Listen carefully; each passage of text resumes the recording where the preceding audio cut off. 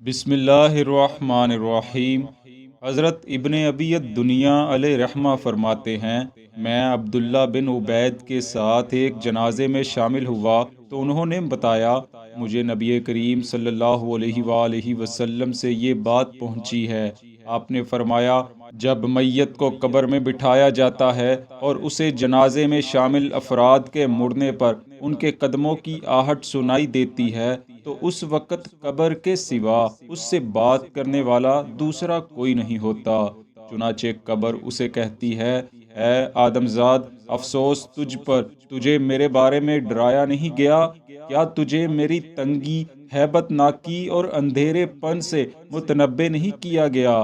اگر ایسا ہے تو نے میرے پاس آنے کے لیے کیا کیا ہے؟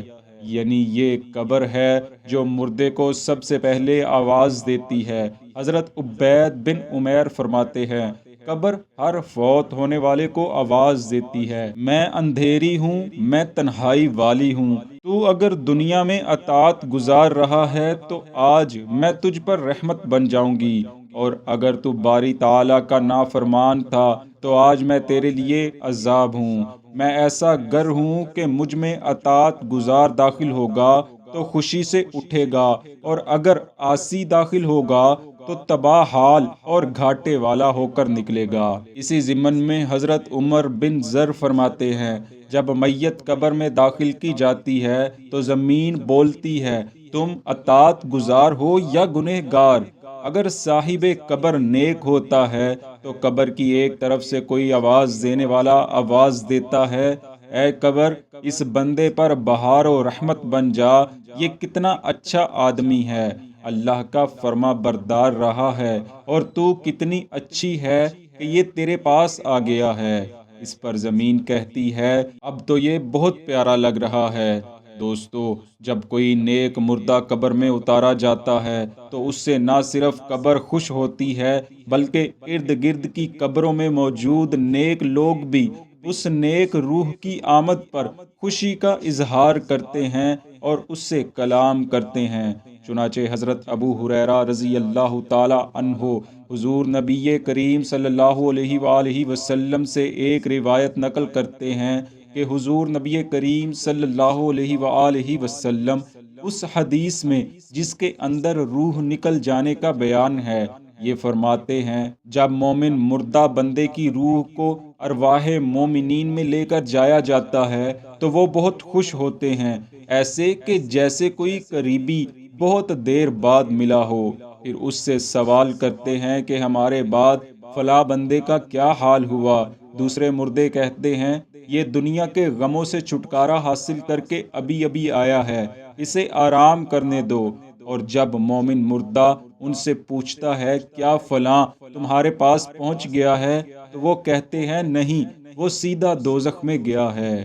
اسی طرح حضرت ابو ایوب انصاری رضی اللہ تعالی عنہ بیان کرتے ہیں، رسول اللہ صلی اللہ علیہ وآلہ وسلم کا فرمان عالی شان ہے، جب مومن کی روح نکل جاتی ہے تو ملائکہ رحمت اسے ہاتھوں ہاتھ لیتے ہیں، بالکل ایسے ہی جیسے خوشخبری سنانے والے کو لوگ نہایت خوشی سے لیتے ہیں۔ مومن اہل قبور آپس میں کہتے ہیں، چھوڑ دو اسے، آرام کرنے دو، کیونکہ یہ دنیا کی تکالیف میں گھرا ہوا تھا۔ پھر کچھ دیر بعد سوال کرتے ہیں، فلاں مرد نے کیا کیا اور فلاں عورت نے ہمارے بعد کیا کیا؟ کیا فلاں عورت نے شادی کر لی ہے؟ پھر نئے مردے سے قبل فوت ہونے والے کے بارے پوچھتے ہیں تو وہ کہتا ہے، وہ تو مجھ سے قبل فوت ہو چکا ہے۔ مردے انا للہ و انا الیہ راجعون پڑھتے ہیں اور کہتے ہیں، وہ ہمارے پاس نہیں پہنچا، یقیناً اسے جہنم میں ڈال دیا گیا ہے، جو نہایت برا ٹھکانہ ہے۔ دوستو، مومن مردے آپس میں کیا گفتگو کرتے ہیں، اس ضمن میں ایک اور روایت حضرت حسن رضی اللہ تعالی عنہ سے مروی ہے۔ آپ فرماتے ہیں، جب مومن کا وقت مرگ آتا ہے تو اس کے پاس 5 فرشتے آتے ہیں، اس کی روح نکالتے ہیں اور آسمان دنیا کی طرف لے جاتے ہیں۔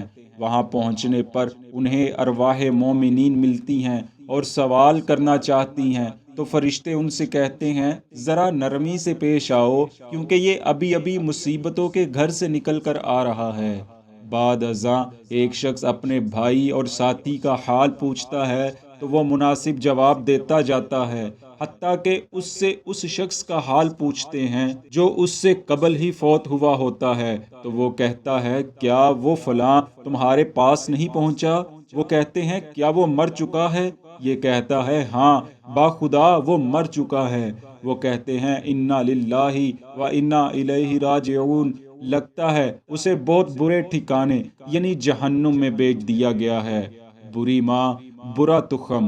دوستو، بے شک موت اٹل ہے جس کے آنے میں ذرہ برابر بھی شک کی گنجائش نہیں ہے۔ ہر شخص کی جتنی زندگی مقرر ہے اس میں نہ زیادتی ہو سکتی ہے اور نہ کمی۔ جب زندگی کا وقت پورا ہو جاتا ہے تو روح کو جسم سے الگ کر دیا جاتا ہے، جس کے بعد قیامت تک کے لیے روح کو عالم برزخ میں بھیج دیا جاتا ہے۔ دعا ہے رب کریم ہمیں، ہمارے والدین اور ہماری اولادوں کو ایسے اعمال کرنے کی توفیق عطا فرمائے کہ جن پر عمل کرنے سے ہم اس کے قرب خاص کے سزاواروں میں شامل ہو جائیں۔ آمین بجاہ النبی الامین صلی اللہ تعالی علیہ وآلہ وسلم۔